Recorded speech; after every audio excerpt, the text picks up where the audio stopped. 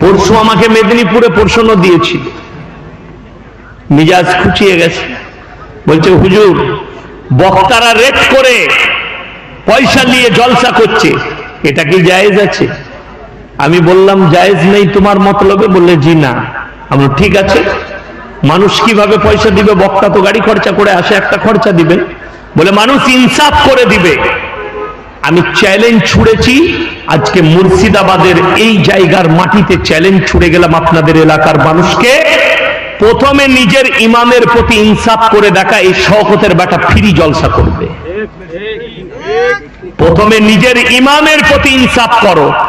ইমামকে 20,000 বেতন দিতে পারো না, 5,000 বেতন দিতে পারো না, লজ্জা লাগে না ইনসাফের কথা বলতে? বক্তারা পয়সা নিলে লজ্জা লাগে না এই কথা বলতে যে রেট করে? কেন শোনো, যে বক্তা রেট করে পয়সা নিবে না সেই